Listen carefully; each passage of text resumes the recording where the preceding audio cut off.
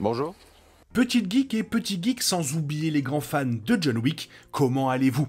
Êtes-vous pour ou contre un John Wick 5? Faites-le moi savoir dans les commentaires. Bref, revenons sur le chapitre 4 de la franchise John Wick qui nous a présenté un personnage très intriguant, Monsieur Person. Alors, qui est ce personnage et quel est son futur? Eh ben je vous en parle juste après vous avoir souhaité un bon moment. Let's go!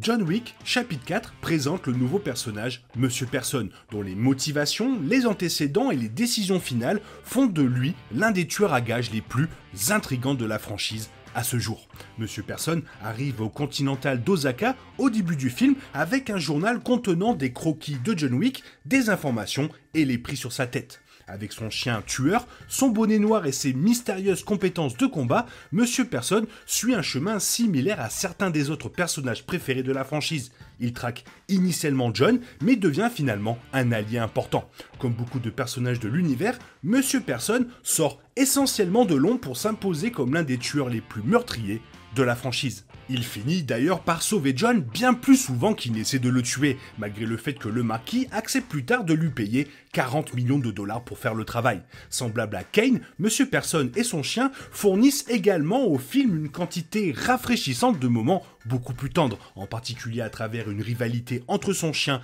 et le bras droit du marquis. Après avoir survécu à la fin du chapitre 4 et à la guerre de la table, il est clair que ce n'est pas la dernière fois que le public verra ce personnage. Son histoire inexplorée et les liens avec la table laissent beaucoup de place pour un retour dans les futures suites ou spin-off de la franchise. Dans cette idée, voici tout ce qu'il faut savoir sur Monsieur Person et son futur. Alors, qui est Monsieur Person dans John Wick 4 ? Le nouveau personnage du chapitre 4, Monsieur Person, est un tracker, ce qui fait essentiellement de lui un chasseur de primes envoyé pour trouver et tuer la cible au prix le plus élevé. Il est l'un des nombreux assassins à suivre John dans le 4e film de la franchise, mais il est l'un des rares à avoir survécu à sa rencontre avec le légendaire Baba Yaga. Il a également des liens avec la table et possède de nombreuses connaissances sur chacun des principaux personnages. Non seulement il est conscient des compétences, des amis et des motivations de John, mais il en sait également assez sur des personnages comme le Marquis pour comprendre comment les manipuler pour qu'il le paie davantage pour le contrat sur la tête de John. Après, on va pas se mentir, peu de choses sont révélées sur le passé et les véritables liens du personnage avec la pègre, à l'exception du fait qu'il est principalement motivé par le fait d'obtenir le plus d'argent possible pour la mort de John. Monsieur Person a également formé son chien, un malinois belge, pour combattre et tuer à ses côtés.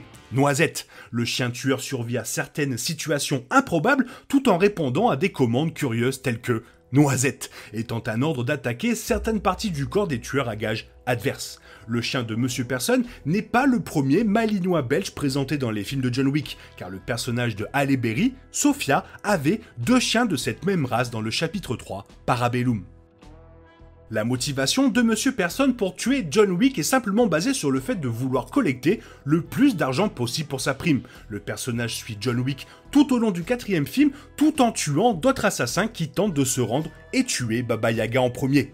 Plus John Wick échappe à la mort, plus le prix de sa tête augmente. Donc Monsieur Person s'assure que la prime est à son maximum au moment où il va décider de finalement tuer John Wick.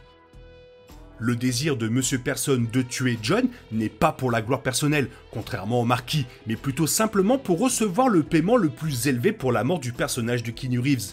Lorsque John, Kane et Monsieur Person sont assis à la table avec Killa, le personnage de Scott Adkins, il évalue les moyens par lesquels chaque assassin tente de sortir de la vie de tueur à gages. Il déclare que Kane essaie de sortir, John essaie de tuer son chemin et Monsieur Person essaie d'acheter son chemin, ce qui soutient l'idée que la principale motivation de ce dernier dans le film est simplement de gagner assez d'argent pour échapper à toute obligation envers la puissante Grande Table.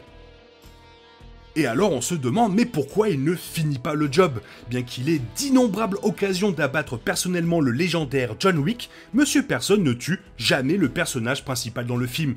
L'une des raisons est que Monsieur Person a un respect incroyable pour John, qui grandit à mesure que les deux finissent par se battre, les uns contre les autres, ou les uns à côté des autres. Monsieur Person ne garde John Wick en vie pendant la majeure partie du film simplement pour faire augmenter le prix de sa tête, mais à la fin du chapitre 4, il laisse Wick vivre pour des raisons beaucoup plus personnelle et touchante. Car, alors que Monsieur Personne et John Wick se battent, le tueur à gages personnel du marquis de Gramont, Shidi, arrive et tente de les tuer tous les deux. Pendant la lutte, le tueur à gages tue presque le chien bien-aimé de celui-ci, mais John Wick sauve le chien avant que davantage de mal ne puisse lui arriver. John, sauvant le chien de Monsieur Personne, le laisse quelque peu personnellement redevable au personnage de Keanu Reeves, alors que le personnage aide finalement John à atteindre le duel afin de le rembourser pour avoir sauvé son chien. Mais finalement, Monsieur Personne gardant John Wick en vie pour le duel final était également plus bénéfique pour le personnage de Shamir Anderson.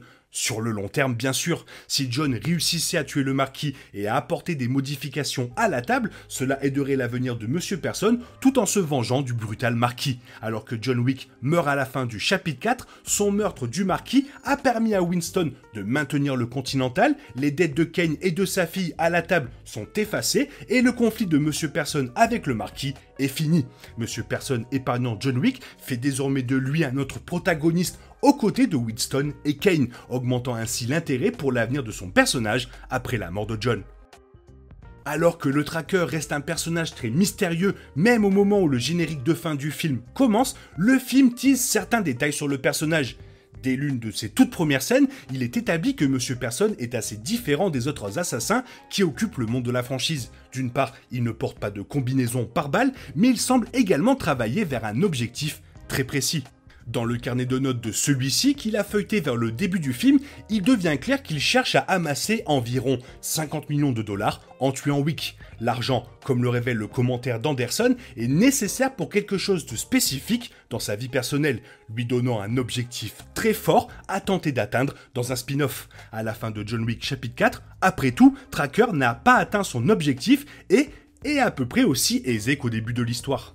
Une autre façon dont le film définit Tracker comme un personnage digne de ses propres histoires est de montrer clairement qu'il a une conscience. Contrairement à certains des autres assassins qui tueraient apparemment à peu près n'importe qui pour un jour de paye, Tracker choisit d'épargner la vie de Wick après que l'assassin rival ait sauvé son chien. Ce code moral honorable fait à lui seul de Tracker un personnage très intéressant à suivre dans un spin-off de John Wick alors qu'il poursuit son objectif d'amasser 50 millions de dollars.